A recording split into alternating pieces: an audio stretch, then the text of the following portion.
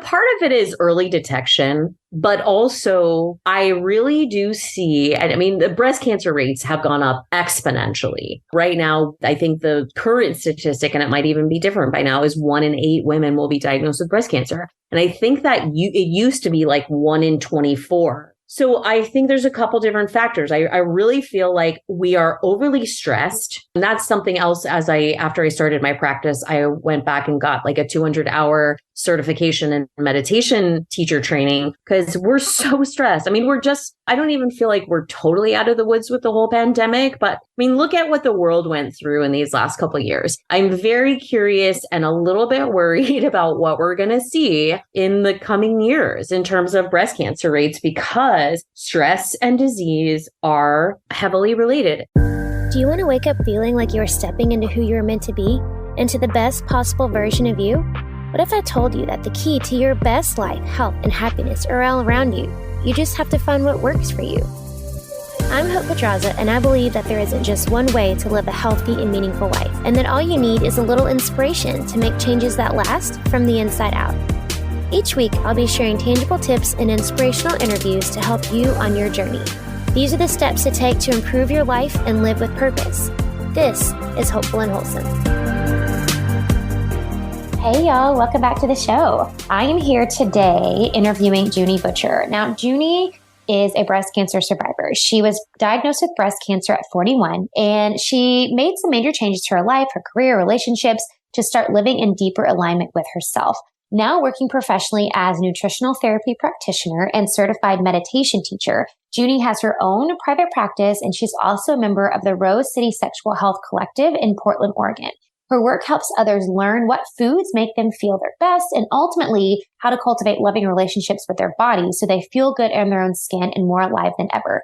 And today we are talking all about her story about breast cancer, her cancer story, and really such an important conversation. This is something we haven't talked much about on the show, cancer just in general, and specifically breast cancer, and why it seems like so many younger women are being diagnosed with breast cancer. She talks a lot about things that we can do to prevent cancer, how really we hold more power than we think we do. Such an important conversation. I'm so excited for y'all to learn from Juni. So let's jump in. All right, y'all, I'm here with Juni, and let's jump in. We are talking really all about her story, and I think this is such an important topic, and really one that we haven't talked about here before on the show, and that's breast cancer. And I feel like, how relevant is it just in, this show is for women, it's listened to by women, and so I think this is such a relevant conversation. And I guess we're kind of technically just past Breast Cancer Awareness Month, but I think it's still a good time to kind of keep the conversation going about breast cancer. So I'm so excited to talk to you about this, Juni. Thanks so much for joining me today. Thank you, Hope. I'm really happy to be here. Yes, thank you. Okay, so let's kind of start from the beginning because I think we have to start with your story. So tell us a little bit about your cancer story. Sure. Yeah. I'm currently 45, and when you're 40, you start getting those little notices from your doctor's office saying you need to have a mammogram. And I was always good. Like, I love going to the dentist. I do all my routine checks and all that stuff. So I went, nothing came up on my mammogram. And then about 10 months later, I found a lump in my breast. I wasn't even doing self-exams, to be honest with you, but I was familiar with my body, and I happened to just notice this lump, and within a week I was diagnosed with breast cancer. And it was all kind of a whirlwind from there. And one of the things I like to mention when I tell my story is that, especially with women who are considered young for breast cancer, that when you do find a lump, it is very important that we're doing self-exams. You might hear, if you're on social media or just part of any kind of breast cancer outreach, they say, feel it on the first. That's a good rule of thumb. And just become aware of what your breasts feel like so that you notice when things are a little bit different. And when I went to my doctor's office, at first she said, I'm not really worried. It's probably just a cyst based on your age and your history, but let's go ahead and send you for further testing. And at that further testing, which was an ultrasound, they usually are able to determine at that point. They can typically rule out a cyst at that point, which is great because you get to get out of that anxiety if it is just a cyst. But it's also can be a very shocking appointment for people. And I didn't even think about that. My partner at the time wanted to come with me to that appointment. He had a mom and a sister with a history of breast cancer. And I remember, we didn't fight about it, but I was just like, it's fine. Don't take off work. I'll be okay. And he insisted. And I'm so happy that I conceded and said, okay, fine, just come, because they told me at that appointment that they were 90% sure that I had breast cancer and that they saw 2 masses and all these different things, which I was just absolutely flabbergasted to hear. Sure. So even if you don't think that you're going to need that type of support, if you have the option, I really, really recommend that you take that person up on that offer. Yeah. So what ended up happening after there, fast forward, I guess, a couple months, I had a single mastectomy. So that's when they removed the entire breast. And when they got in there, it was interesting because I had been doing a bunch of stuff with my diet, with some fasting protocols, just working on myself, focusing on my healing. I had gone on medical disability and just said, I'm going to give everything I can to this and really try to process what's going on, manage my stress, all that stuff. Because I did have a foundation of nutrition and meditation, and when they got in there, it was interesting because this story can go so many different ways for a lot of different patients, but it was only one mass. It was a lot smaller than they thought it was. At first, they thought they had found 2 types of cancer. There was only one type of cancer. It was a lot less advanced than they thought it was because they originally were estimating I was at a stage 2, and it turned out I was at a stage 1. So, and it hadn't spread to my lymph nodes. So I was really, really lucky that they caught things very early. And it was a hormonally driven cancer, which most cancers are. And so I was able to bypass radiation. That was one of the reasons why I opted for the more invasive surgery. Right. And I also was able to take advantage of something called the Oncotype score, which is where they're able to test the tissue and determine if chemotherapy is going to benefit you or harm you. Luckily for me, I was able to get out of chemo too, because it would have caused more damage. And that's the thing about chemo that's kind of crazy is for a lot of people, especially if, the older population, chemo can be extremely hard on the body. And a lot of people can sometimes pass away just from the effects of treatment. Right. So, that's another reason why we need to take care of ourselves now instead of waiting for a health crisis, so that if something does come up, that we are strong enough to work through it and have the reserves to heal. After I finished that, they gave me, like any woman that's diagnosed with a hormonally driven cancer, they're going to give you some type of hormone blocker. That's sort of the standard of care. And this is a kind of a controversial part of my story. I don't even know if it's controversial anymore, but it's a slightly controversial decision that I made. I was on this hormone blocker for some time. About 50% of women go off of these medications because they can have a lot of side effects. And there are risks that are associated with them. Sure. Even though I felt like I was doing everything I could possibly do according to my oncologist with my diet and lifestyle, I felt like I completely changed as a person. I had every side effect in the book. I just felt absolutely terrible. So after a lot of soul searching, talking to my doctors, and that's the part that worries me. A lot of women will just go off of it and not talk about it because sometimes doctors are really, they get very personal about it. Yep. But I wanted to make sure that I was discussing it with my doctor and looking at my personal situation. This is absolutely not saying that this is an appropriate decision for every one woman, but my personal situation helped me determine, okay, I don't think this is the right pathway for me. However, I'm not just going to go off of this medication and just pretend everything's okay and keep my fingers crossed. Right. What can I do? So I did a really deep dive into how I can address what I felt was the root cause of my cancer. And because it was hormonally driven, looking at estrogen dominance, which is a real common cause, especially with younger, well, I guess any woman really that's going through it. And how can I balance that? How can I make sure I'm balancing my stress? How can I even address my trauma history and my, anything that might not be resolved? So that, and what resulted in that journey is me completely changing my life. I had worked for a number of years in the legal industry. I was making really good money, but I didn't love my job anymore.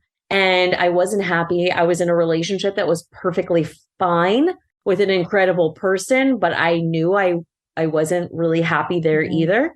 So that was very hard because it wasn't like a clear cut thing of, I thought this person was a fantastic partner. I just somehow in my heart didn't feel like they were the partner for me. Right.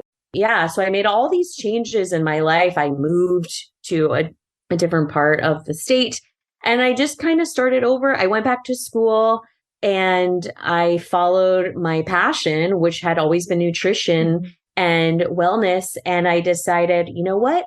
I'm going to help other breast cancer patients with this because once you complete treatment, you're kind of just sent on your way. Right. And it's sort of like, yeah, don't get cancer again. And you're like, wait, what?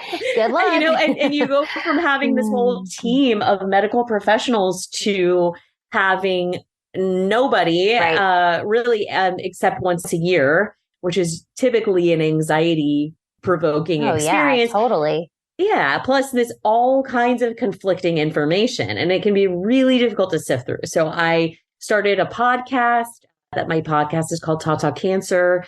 And and I have a wellness practice now. And I also kind of got really involved with sort of how to fall in love with yourself again, how to reconnect to your body as a sexual being, as a, if you identify as a woman or female, because breast cancer really does kind of, especially if you have to go through chemotherapy, like can really attack so many of the things that a lot of us consider to be our feminine traits, your breasts, your hair, your eyelashes, all these different things.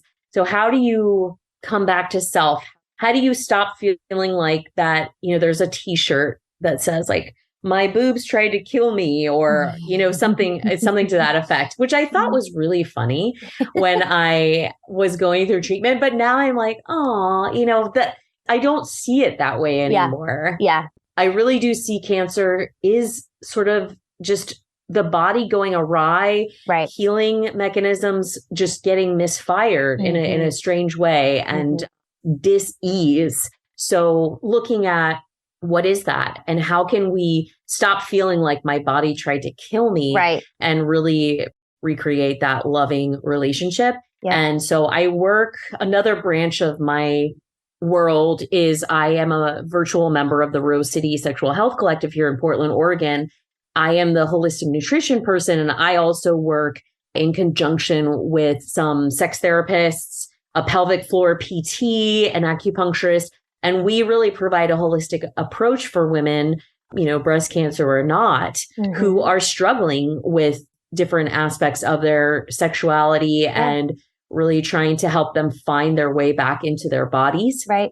Yeah. And and that's where I am today. I love it. What a story. What a journey. Oh my gosh. And I mean, what a great reflection of how you can use a crisis like this to really turn it into like your life's mission. And so like, what a gift that you're giving all these other women and like being what you didn't have, like the person to help them along the journey and like the, the aftermath and like coming back. I mean, that's it's such a gift. So I do have a question though. What do you think? Because I find that, or I think, in general, everybody listening could probably agree that it seems like so many more women are being diagnosed with breast cancer, but not even just women, but like, you were 41, like that's freaking young. So what do you see? And just, and you're in this realm because this is who you work with. Like, what do you see as the reason that there's so many younger women and women are being diagnosed younger and younger, being diagnosed with breast cancer? Yeah, it is crazy. And I think it's a multifaceted answer to that question. Part of it is early detection, but also I really do see, and I mean, the breast cancer rates have gone up exponentially. Right now, I think the current statistic, and it might even be different by now, is 1 in 8 women will be diagnosed with breast cancer. That's and crazy. I think that it used to be like 1 in 24. Right. So I think there's a couple different factors. I really feel like we are overly stressed.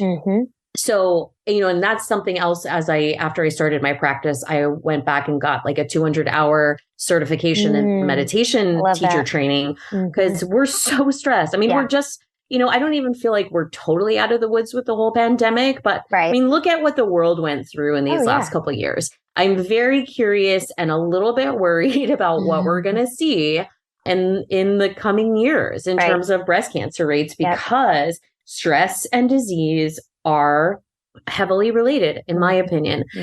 I also think that the endocrine disruptors that we're consistently exposed to, I mean, I would assume that people that listen to your podcast are a bit holistic minded, or, they're conscious of things like clean beauty and cleaning products. But, no matter what we do, we are still exposed to these things. And so we have to make sure that we're keeping our detoxification pathways open. And that's, are you sweating? Are you getting regular exercise? Are you pooping? I know a lot of women that are chronically constipated. Oh, heck yeah. Yeah. And people it's become sort of just like an acceptable norm.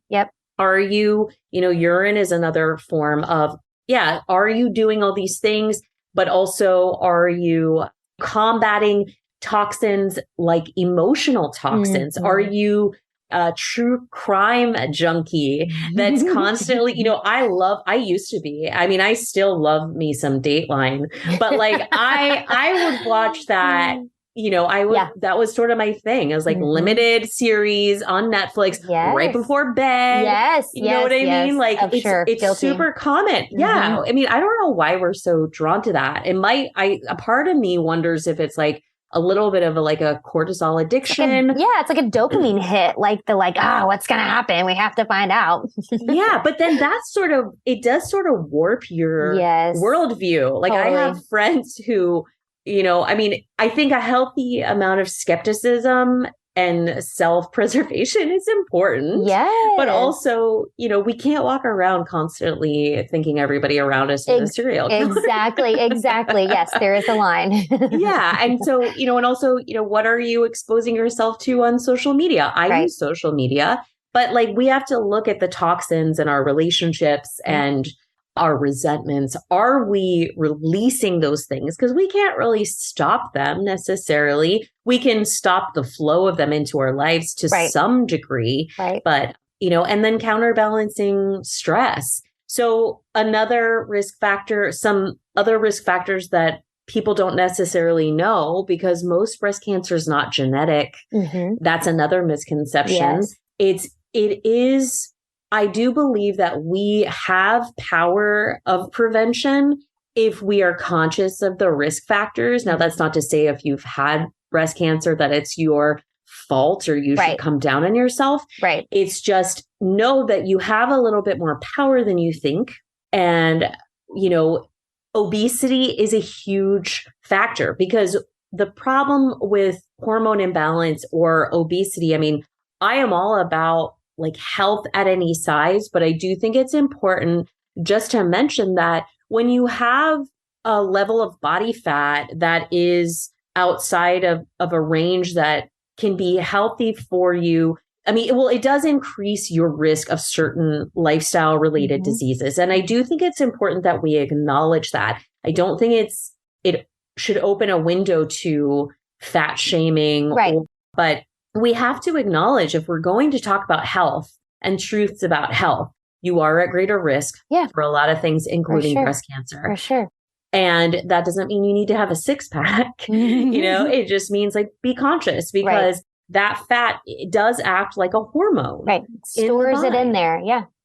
Stores toxins, can increase estrogen.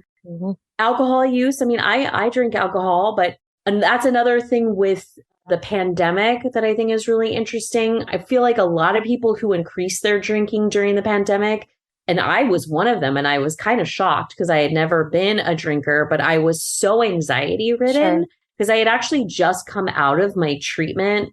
So then I had just gotten over this whole experience of spending time identifying as a sick person and being scared of being sick. And then to think that everyone around me and everyone I cared about could get sick and die was so overwhelming for me. Imagine.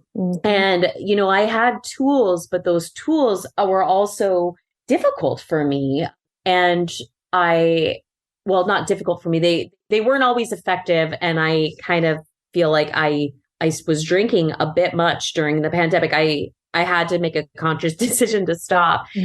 But some people I know are still kind of struggling to come out of those habits. Right. And alcohol is a huge risk factor for breast cancer. Unfortunately, people hate hearing that, but it's the truth. And it's one of those truths that I feel like I have to say. And we're living in a culture right now that's really marketing alcohol to women, wine o'clock.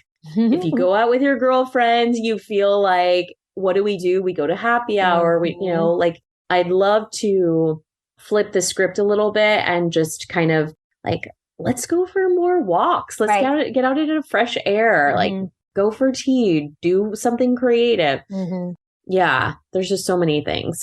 Yeah, no, I agree. Well, and I love that you pointed out that the majority of breast cancer is not genetic. I mean, and that's true with cancer in general. I think, what is the number now, that it's like 80 to 85% of diseases are preventable, which means there's only a small percentage that are like based on like genetics, right? So like, like you said, we have more power than we think, and not to put blame or shame on anybody, but I do think that it is our responsibility to take responsibility, So I think there are things we can do to at least like mitigate the risk factors, Yeah. And I challenge people who get curious about how you react to that knowledge, because to me, it feels very empowering to know that I have some control. And even if you do have the genetic risk factors, I think it's important to note that, just because you have a BRCA mutation does not mean that you're going to get ovarian or breast cancer. There's the whole,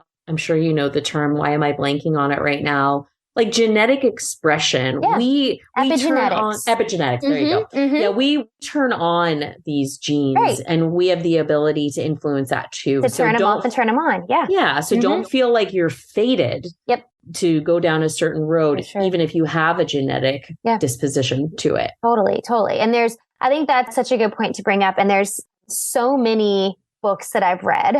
And I don't know if you know who Dr. Joe Dispenza is, but he talks about this a lot. And he talks about epigenetics, and he talks about people, you literally have the power to turn off and turn on genes. You have the power to change your gene expression. And if you believe it's going to happen to you, then it's going to happen to you. That's, the power is within you to kind of have the control over those. And so I think that's an important thing to bring up too, is that, like you're saying, the people who do have, the genes for that, it doesn't mean you're going to get it. So Yeah. And thank goodness. Yeah. We have, exactly. We have a choice. We have a choice in the matter, right? I think that's the other thing. So what do you think? I love that you pointed out kind of all these risk factors. Is there anything else besides what you've kind of mentioned that you wish, are there any other misconceptions or myths that you think we should bring to light? Any other things that you wish women knew that a lot of women don't know about breast cancer, like preventing breast cancer?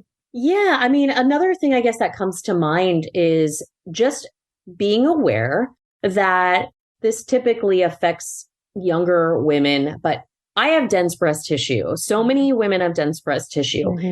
I believe, and my doctors believe, that I probably had the mass in my breast at the time of my first mammogram, but because I have dense breast tissue, it didn't necessarily pick up. So again, that is another reason why it is so very important that you are doing these self-exams.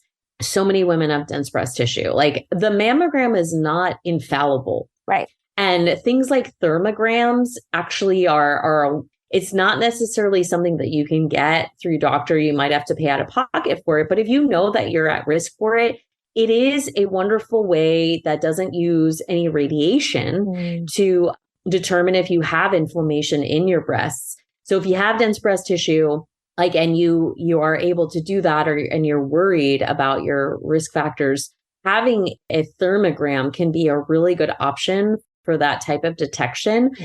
But I mean, at the end of the day, you don't necessarily need to pay out of pocket for this thing, but the self-exam, just going back to the importance of the self-exam, emphasizing again the constipation thing. I just know so many women who have issues with that. Like, take that very seriously. If you do, even if you've been that way your whole life. I mean, I know we're all on a spectrum, but it's a very important, especially if you are premenopausal, it's very important that you're flushing those estrogens through, and things like flaxseed, any kind of fiber, fruits and vegetables. Just make sure you're getting a wide variety of nutrients in your diet and getting in, a good amount of fiber.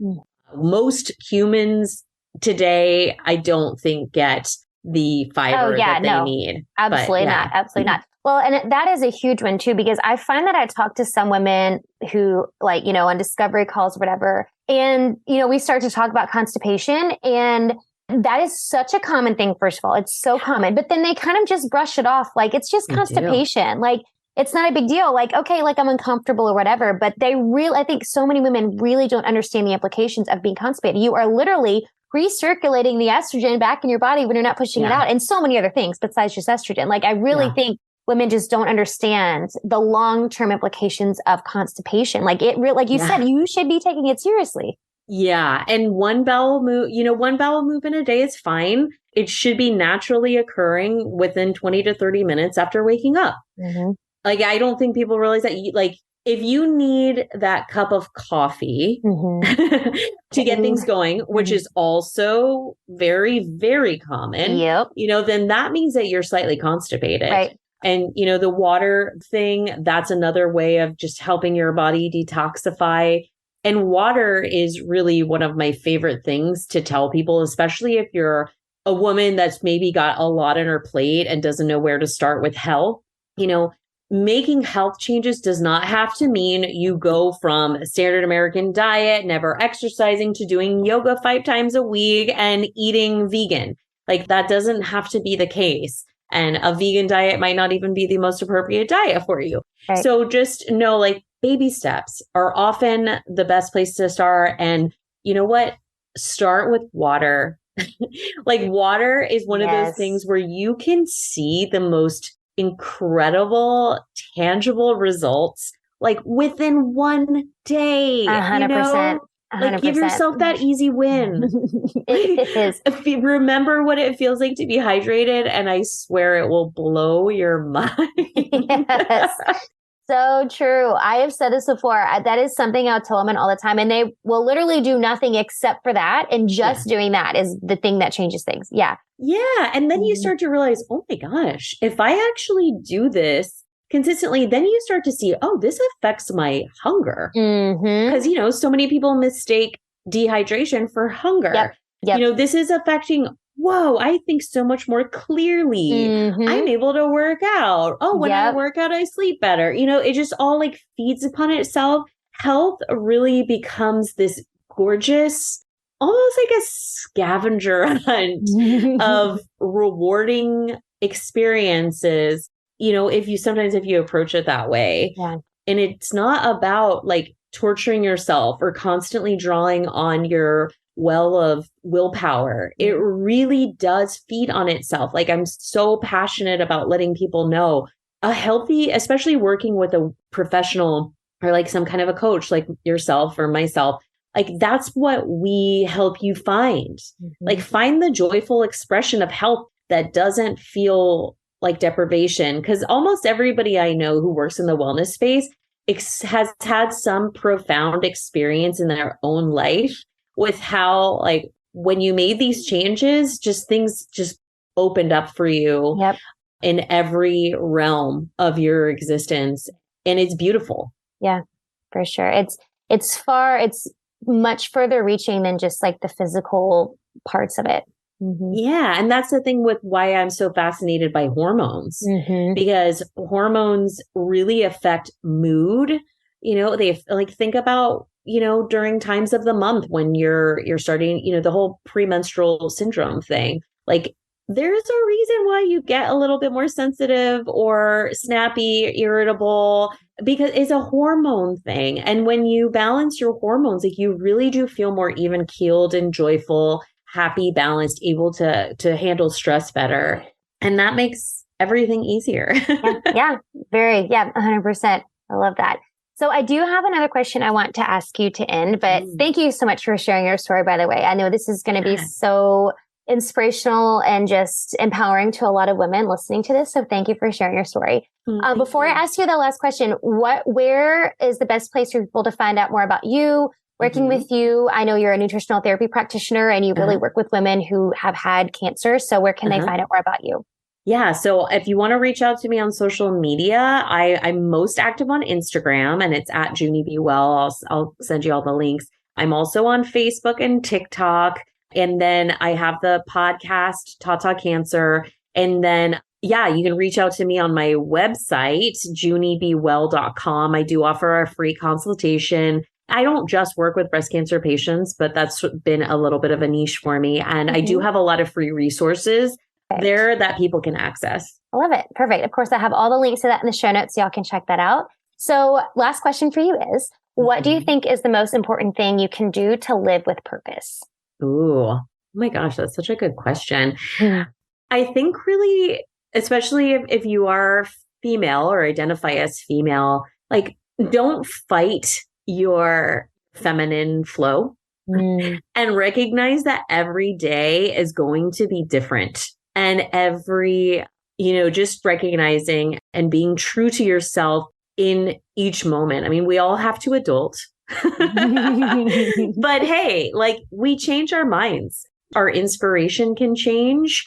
My life is a prime example of that. Just things can go a different direction. Just be open to it. Chase what really ignites your heart. And don't be afraid to get out of your comfort zone. I love that, because a lot of times how things turn out is not the way you pictured it, but it ends up being perfect. So that's exactly. Such good advice. Yeah. Perspective is such a huge part of everything because there's a lesson, even in the challenging bits. Yeah, I love it. Such good advice. Thank you so much, Juni, for sharing all of this and for giving us such good insight and helping all of us women to prevent breast cancer. It's just huge. So thank you. Thank you, Hope. It was great talking to you. You too. Thanks for listening to Hopeful and Wholesome, y'all. If you found value in this week's episode, please subscribe on iTunes or wherever you get your podcasts and leave a review to let me know what you thought. I love to know what you find useful in these episodes so I know how I can provide the most value I can to my listeners. And if you have topics that you want to know more about, I'd love to hear those as well. So shoot me a message on Instagram, Facebook, or LinkedIn. It's @TheHopePedraza or visit my website, hopefulandwholesome.com. Thanks, y'all.